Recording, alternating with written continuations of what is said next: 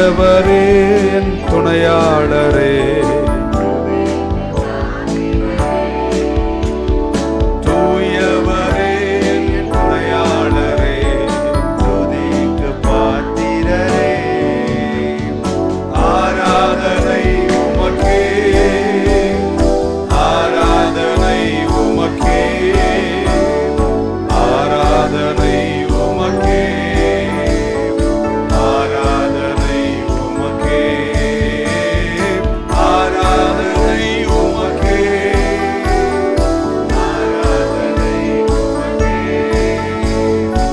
ஆராதனை உமக்கே,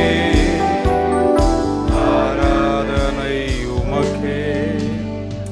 ஜெப நாட்கள் இருக்கிறோம். ஸோ ஒரு ஷார்ட் மெசேஜ் ஜெபத்தை பற்றி உங்களுக்கு சொல்லணும்னு ஆசைப்பட்றேன். பக்கத்தில் ஒருத்தர் கிட்ட கேளுங்க, நான் ஜெபிக்கணுமா ஜெபிக்க வேணாமா அப்படின்ட்டு. நீங்கள் கேட்குறது பார்த்தா நான் ஜெபிக்கவே வரலன்ற மாதிரி. Whether I should pray or should I not pray. பல காரணங்களை இறையியலாக பலரும், பைபிள் ஒரு பெரிய களஞ்சம் பாருங்க. யோவான் சுவிசேஷம் 14, 15, 16 இந்த 3 அதிகாரங்கள், ஜான் 14, 15 and 16 இந்த 3 அதிகாரங்கள் நிறைய இறையியல் தியோலாஜியன்ஸ் என்ன நம்புறாங்கன்னா, இயேசு கிறிஸ்துவனுடைய கடைசி ராப்போஜனத்தில் இந்த லாஸ்ட் சப்பர் அவர் சீஷர்களோடு செய்த சம்பாஷணம் தான் 14, 15, 16 என்ற 3 அதிகாரங்கள். 13வது அதிகாரம் யோவான் சுவிசேஷத்தில் இயேசு சீஷரின் பாதங்களை கழுவினார். 17ஆம் அதிகாரத்தில் இறையியல் வல்லுநர்கள் நம்புகிறார்கள் அது கெத்செமனே தோட்டத்தில் இயேசு செய்த ஜெபம், அல்லது கெத்செமனேவில் அவர் ஜெபித்த ஜெபம். 13 காலை கழுவுகிறார், 17 கெத்செமனேயில் ஜெபிக்கிறார். 14, 15, 16 14, 15, 16 அவர் சீஷர்கள் கிட்ட சிலுவைக்கு போகிறதுக்கு முன்பாக கர்த்தர் பேசின வார்த்தைகள் தான் அந்த 3 அதிகாரங்கள். இந்த 14, 15, 16 என்ற 3 அதிகாரத்தில் சொல்லப்பட்ட வார்த்தைகள் எதுவுமே மத்தேயு, மார்க்கு, லூக்கு என்ற 3 சுவிசேஷங்களில் சொல்லப்படவில்லை. ஸோ 14, 15, 16 இந்த சாப்டர்ஸில் இயேசு சீஷர்களோடு பேசின வார்த்தைகள் மத்தேயு, மார்க், லூக் எழுதவில்லை. அதனால அந்த 14, 15, 16 இருக்கிற எல்லாத்தையும் அல்ல, ஜெபத்தை குறித்து கடவுள் அவர் நாமத்தில் கேட்க வேண்டும் என்று சொன்னதை வாசித்து போறேன். 14, 13 14, 13 and 14 இப்படி சொல்றான். whatsoever you shall ask in my name, என் நாமத்தில் எதை கேட்டாலும் that will I do, that the Father may be glorified in the Son. If you shall ask anything in my name, I will do it.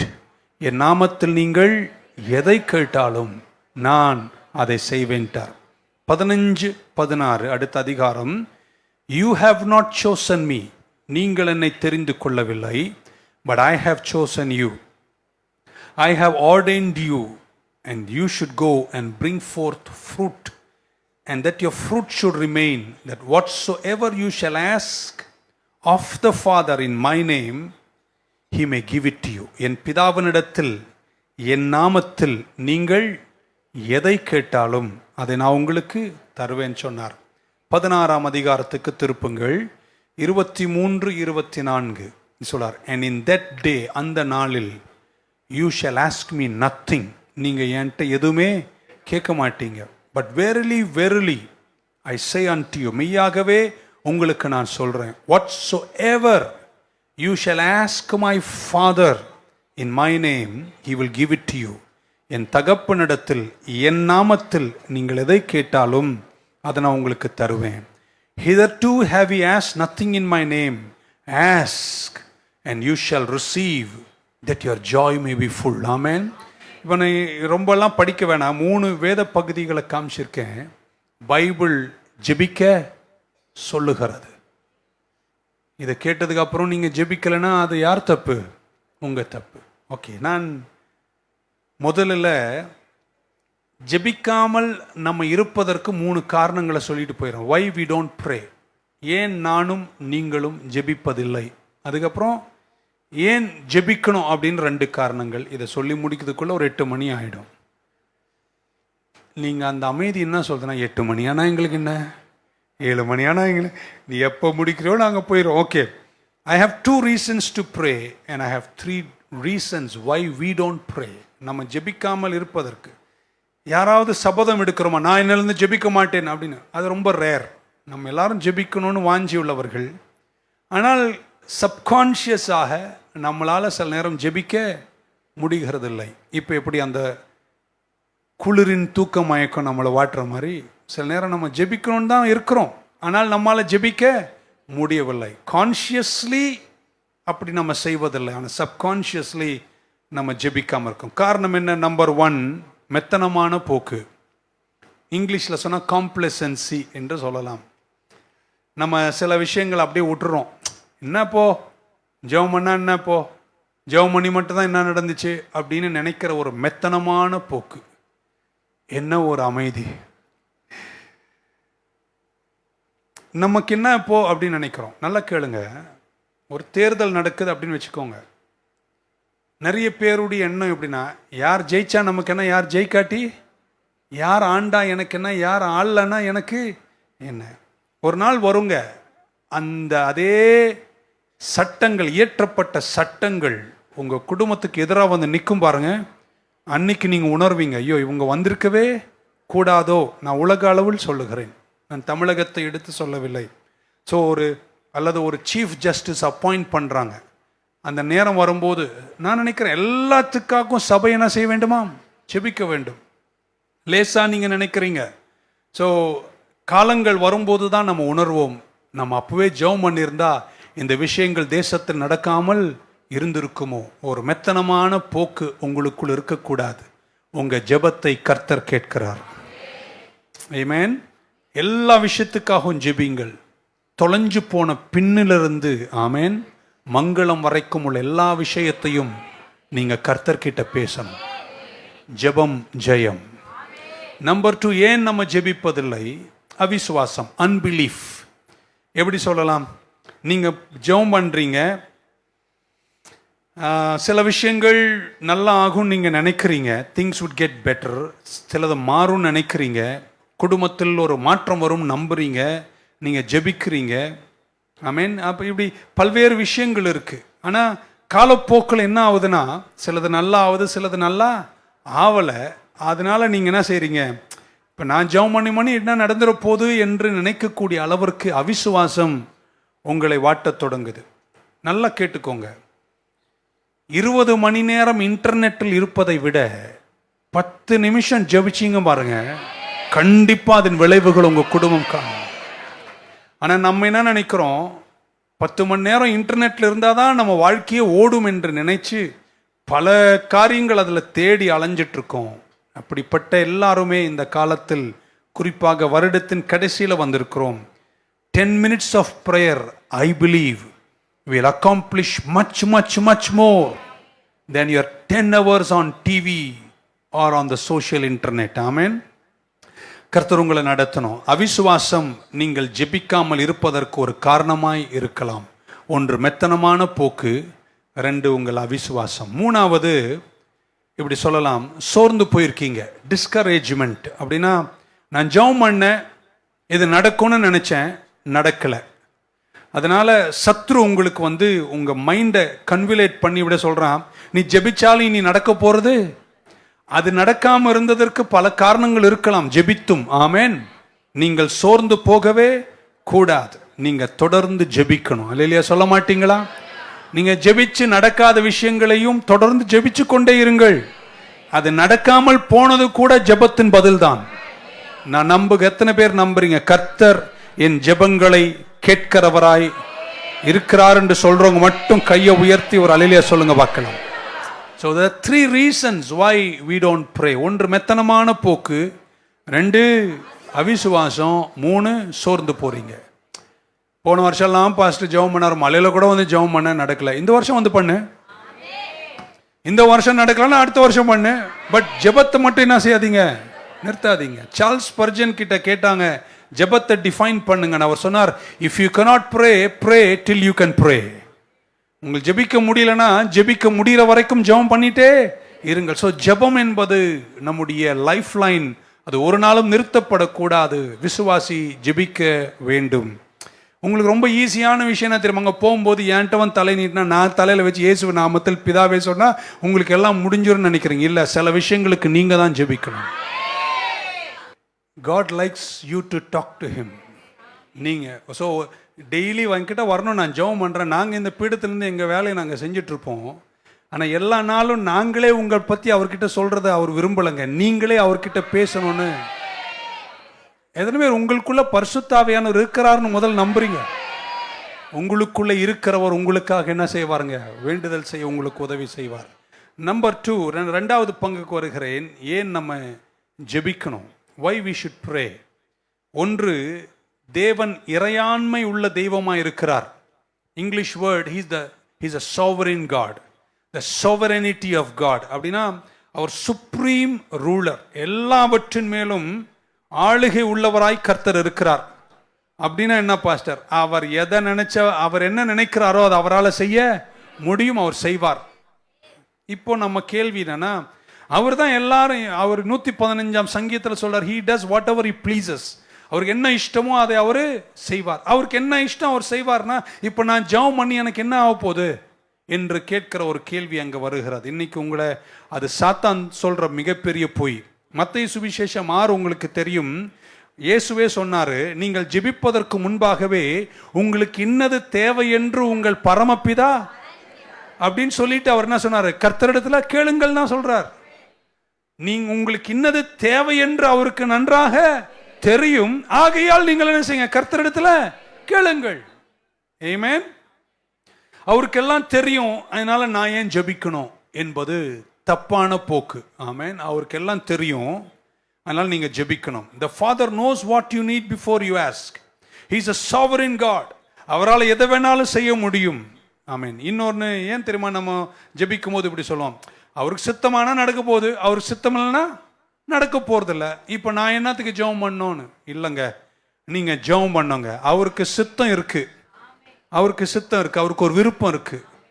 அவருடைய விருப்பம்தான், அவருடைய விருப்பத்தை நான் 2 பேதுரு 3:9 காட்டுகிறேன் உங்களுக்கு புரிதலுக்காக.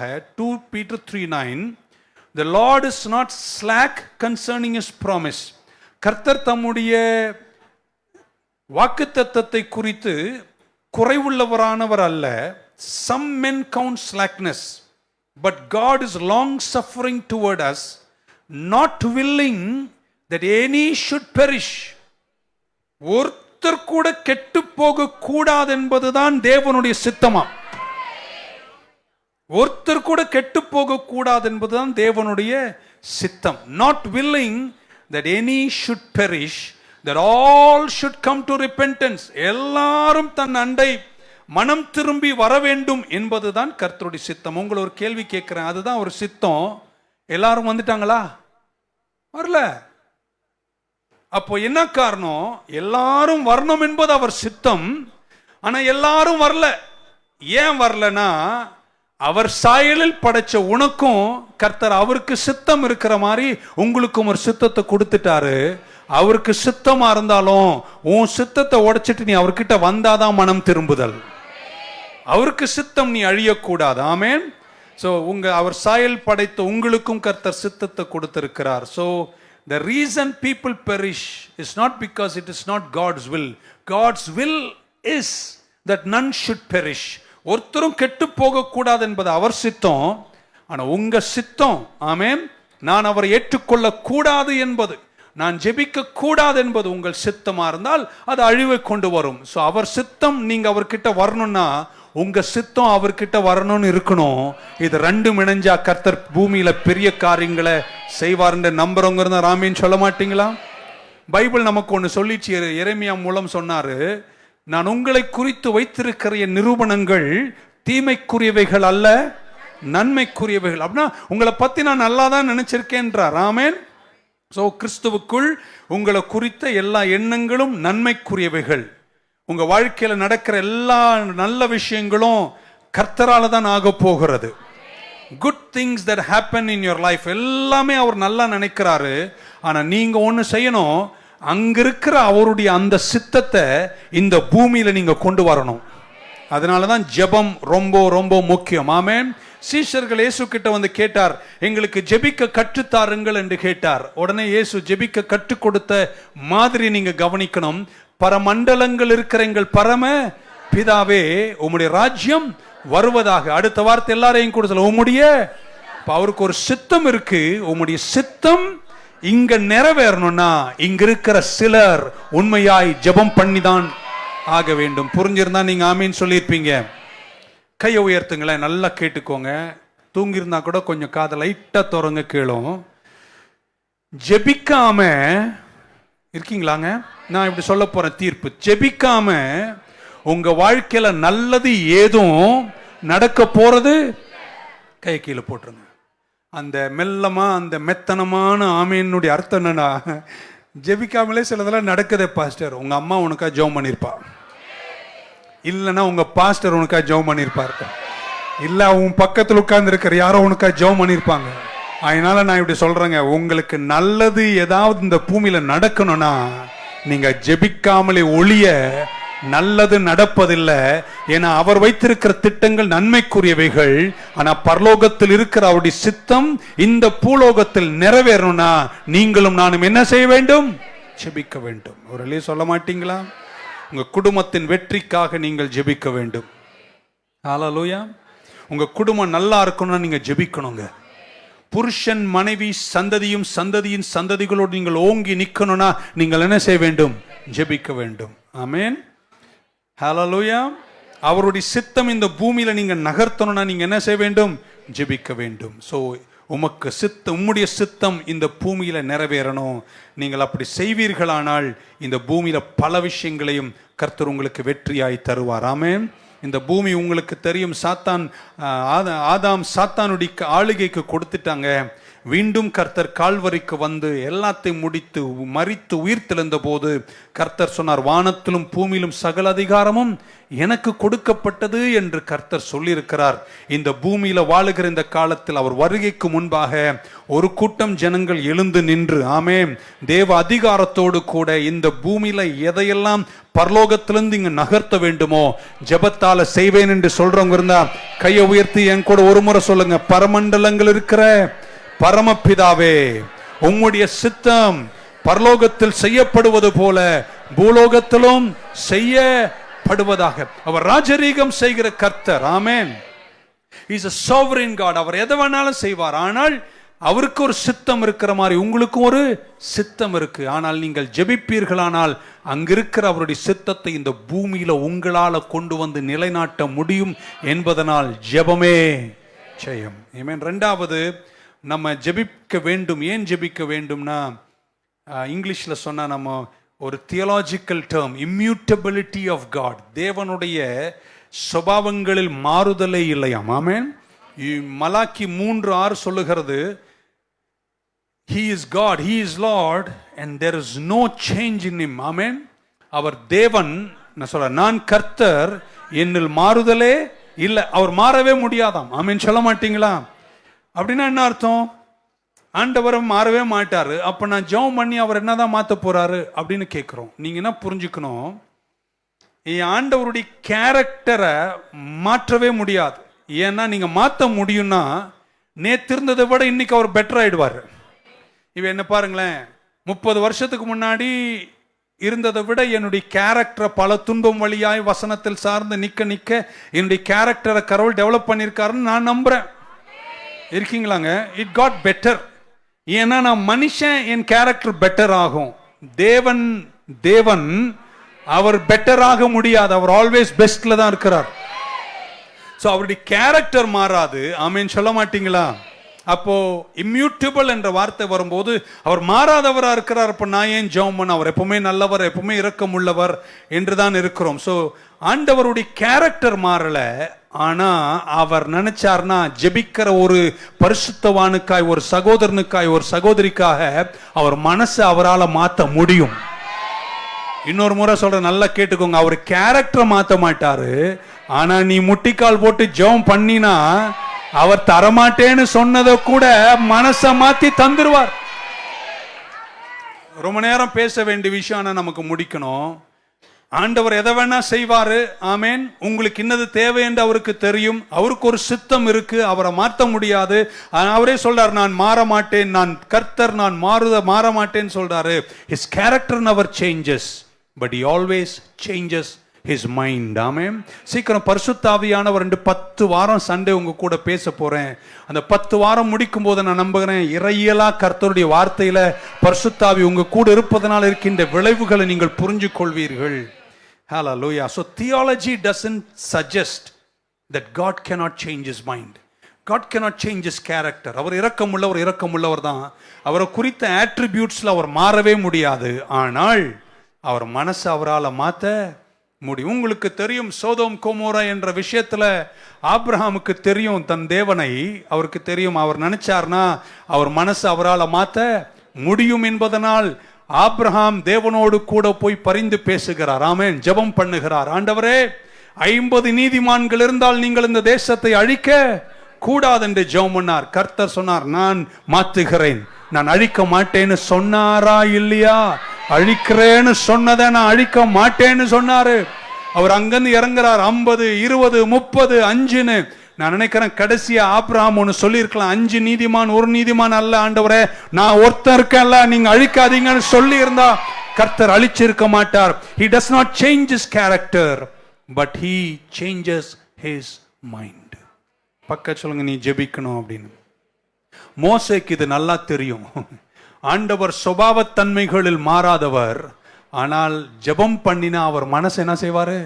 மாத்துவார்னு மோசேக்கு நன்றாக தெரியும்.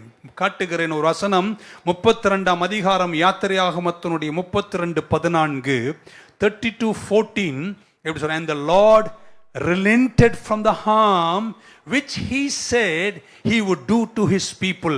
தன் ஜனங்களுக்கு செய்வேன் என்று கர்த்தர் செய்ய நினைத்த தீங்கை செய்யாதபடிக்கு பரிதாபம் கொண்டார் என்று தமிழ் எழுதியிருக்கு. இங்கிலீஷ் பைபிள்ல ரிலென்டட்னு இருக்கு, நிறைய டிரான்ஸ்லேஷன்ல ரிப்பென்டட்னு இருக்கு. ஆமென். கர்த்தர் தன்னுடைய மனசை என்ன செய்தாரு? மாத்தினார். இதை நான் செய்வேன் அப்படின்னு சொன்னாரு மோசே கிட்ட. மோசே ஆண்டவரேன்னு ஜெபம் பண்ணாரு. ஆண்டவர் மனம் திரும்பினார்.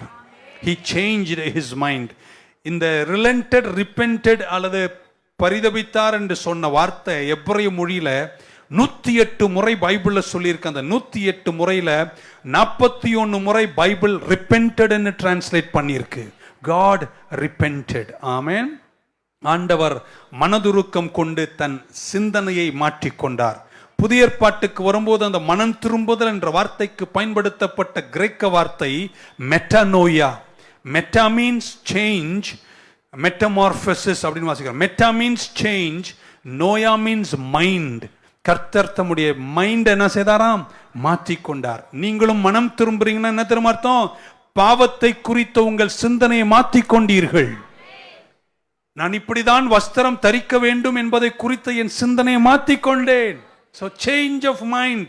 திரும்பி நான் கர்த்தர்கிட்ட வந்தேன். அது மனம் திரும்புதலின் நிறைவு.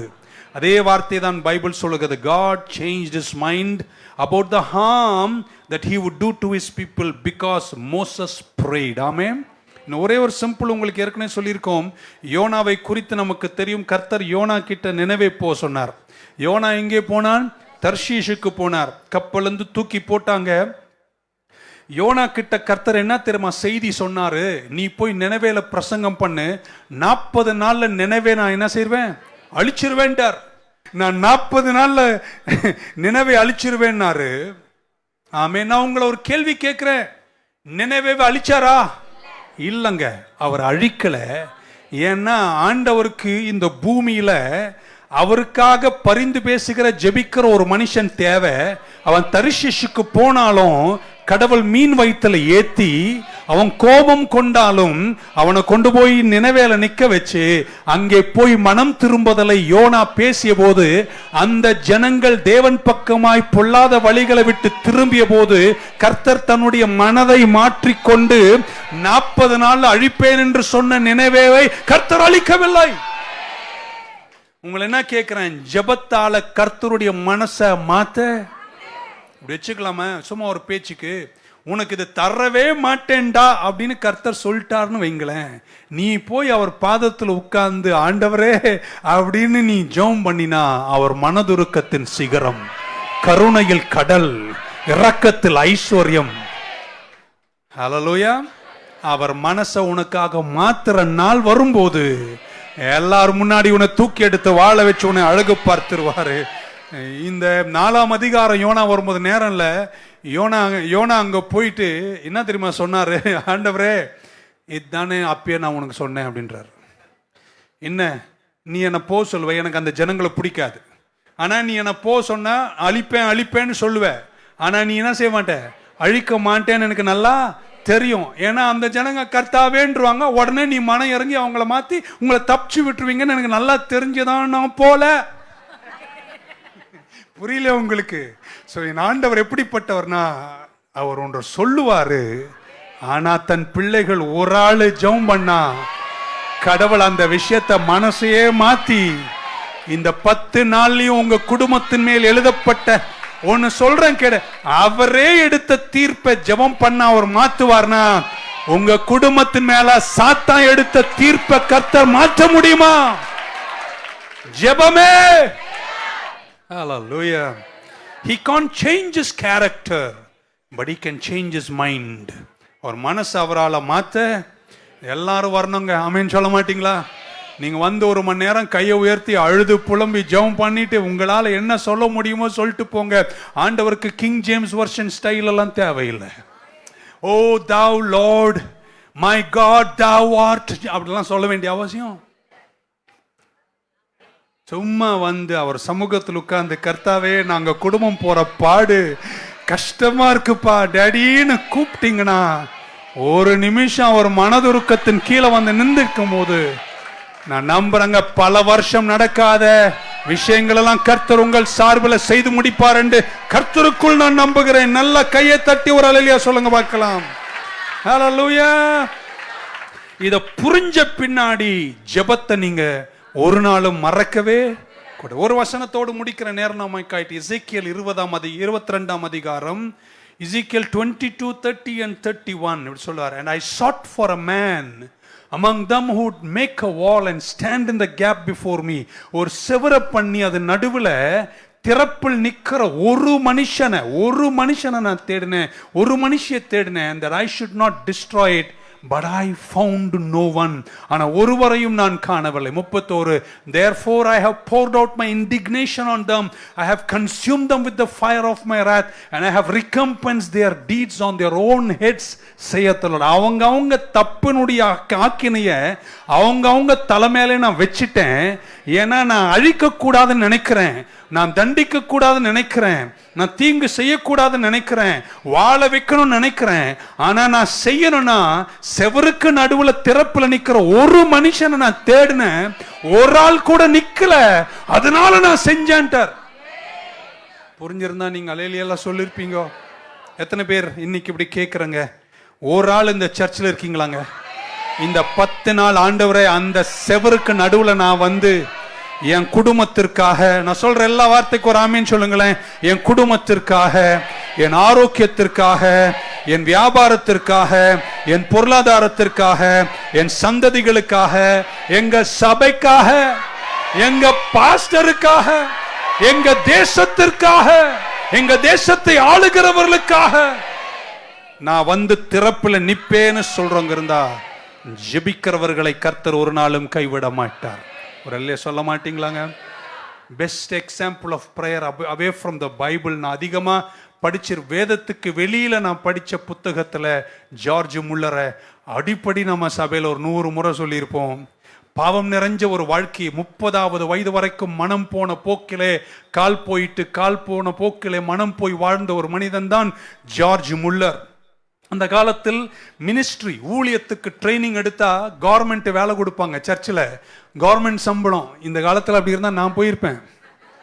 ஓகே, கவர்மெண்ட் சம்பளத்தோடு வேலை கொடுப்பாங்கன்னு எல்லாரும் மினிஸ்ட்ரி ட்ரைனிங்க்கு போவாங்க. ஜார்ஜ் முல்லரும் நமக்கு ஒரு ஸ்டெடியா வேலை கிடைக்கும், பொழப்பு ஓடும் என்று படிப்பதற்கு மினிஸ்ட்ரி ட்ரைனிங்க்கு போனார்.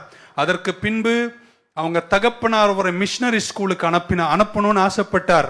அவன் போகணும்னு ஆசைப்பட்டார். அவன் தகப்பனார் அனுப்புறேன்னு சொன்னார். 2 மாசம் ஜெபம் பண்ணார். 2 மாசம் முடிஞ்சிட்டு ஒரு நாள் போய் கியூல நிற்கிறார் ரெஜிஸ்ட்ரேஷனுக்காக. ரெஜிஸ்ட்ரேஷன் நிற்கும் போது எவ்வளோ ஃபீஸ் கட்டணும்னு தெரியல.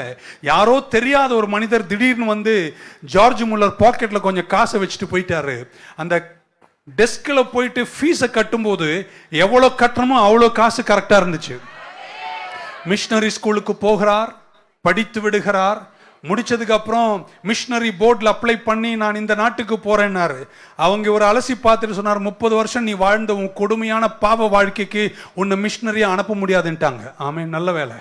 கடந்த காலத்தையும் அந்த காலத்தில் ஊழியத்தில் பார்த்தார்கள் என்பது ரொம்ப சிந்திக்க வேண்டிய விஷயம். அதுக்கப்புறம் 1 வருஷம் திரும்ப ஜெபம் பண்ணார். ஆமீன் சொல்ல மாட்டீங்களா?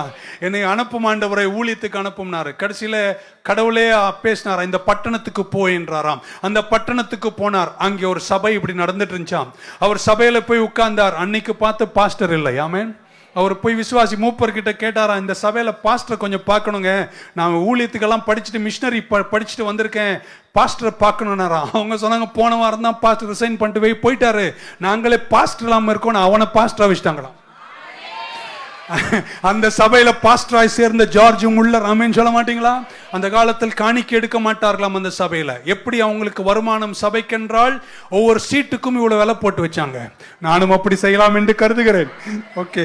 அதுக்கப்புறம் ஜார்ஜ் முல்லர் வந்ததுக்கு அப்புறம் சீட்டெல்லாம் நமக்கு வேணாயா என்று எல்லா வாசல் அண்டையும் ஒரு காணிக்கை பெட்டி வைத்து, நாங்கள் கை நீட்டி அங்க வந்து நிற்க மாட்டோம், பெட்டியை வைப்போம், விருப்பம் உள்ளவர்கள் ஃப்ரீ வில் ஆஃபரிங் என்ற வார்த்தையை ஜார்ஜ் முல்லர் எழுதினார்.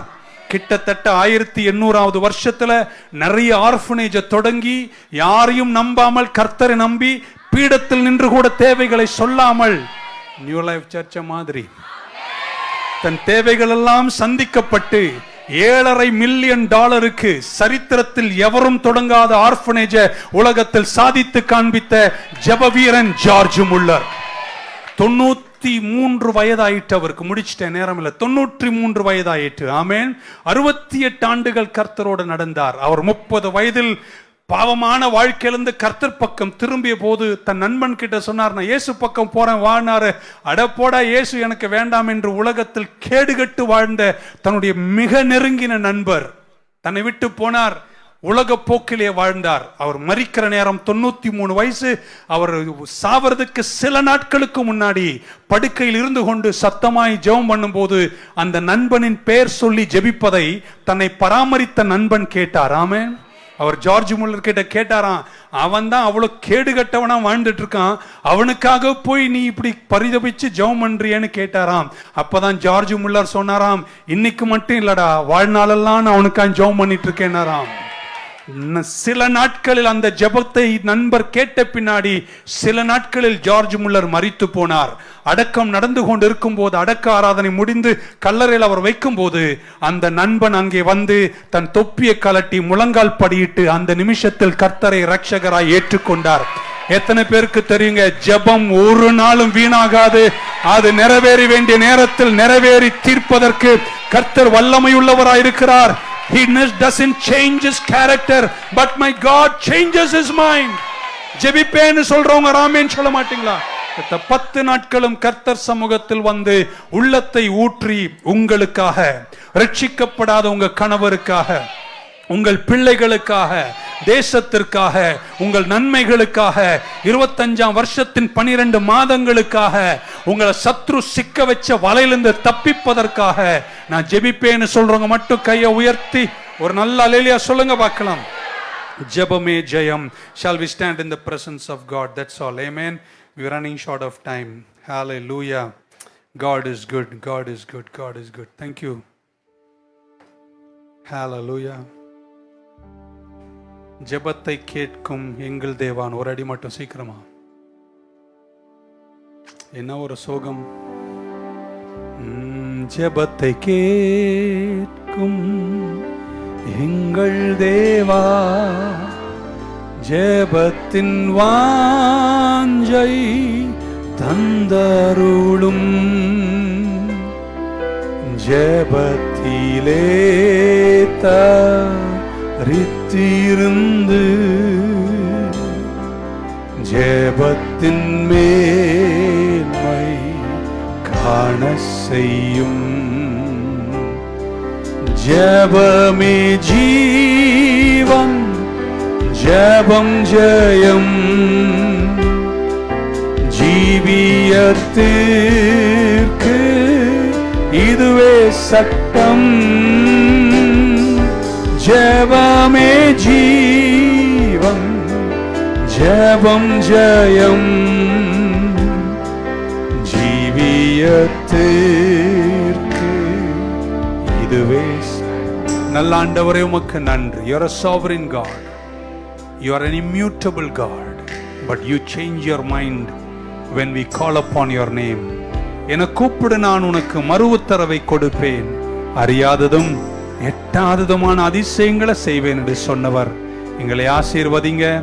இந்த நாட்கள் விசேஷித்ததா இருக்கட்டும். எங்கள் உள்ளான மனுஷனை தட்டி எழுப்புங்க.